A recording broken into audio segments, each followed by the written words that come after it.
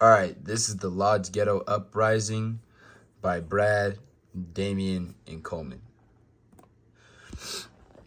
The calm before the uprising. So these are from some excerpts from Jews that were imprisoned in the ghettos. Full of hope and despair, full of stoical resignation, and at the same time full of trusting expectation. Cheryl Silver Okayon. And then this is from an unknown diarist on July 25th, 1944.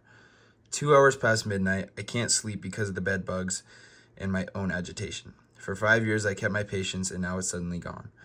One can feel the liberation coming in the air. The Russians have captured Lublin. In Germany, there was an attempt on Hitler's life. They want to end a war they definitely oppose. The end is knocking on our doors. Another moment, and if they let us alone, we'll be free. Just the idea makes me cry.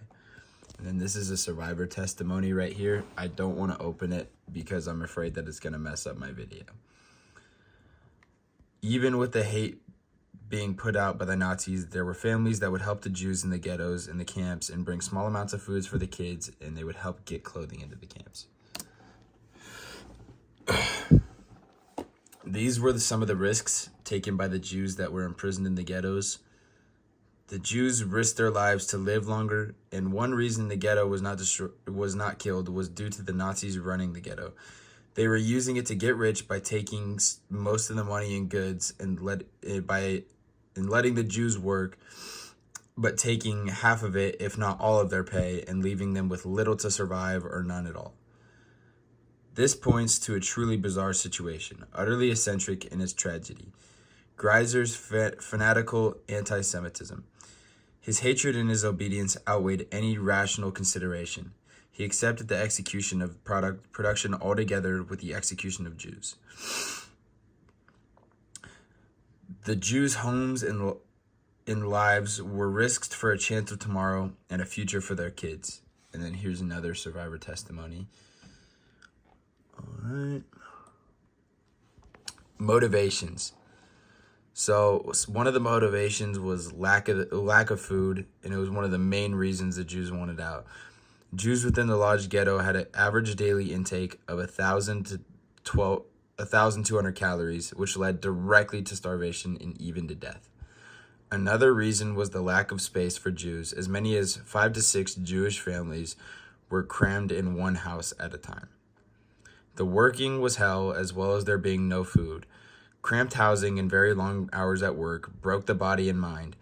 This is what the Nazis wanted, as they wanted to break the will and the faith of the Jews, so they would be more used to being treated like animals in the camps. They were being treated like animals, ostracized from the rest of the town. The ghetto was in the center of the town, split in two, connected by a sky bridge.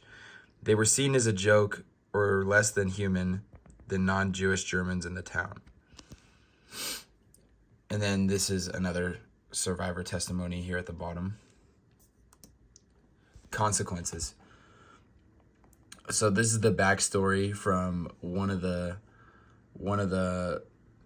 Jews in the ghetto.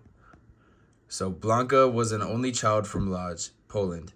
After her father died, she and her mother were forced into the Lodz ghetto. Blanka worked in a bakery and later in a hospital. They were later sent to Ravensbrück, then to a sub-level of Sachsenhausen, where Blanka worked in an airplane factory. She then moved to Berlin and then immigrated to the United States. She later returned to Lodz and discovered none of her family had survived following the revolution.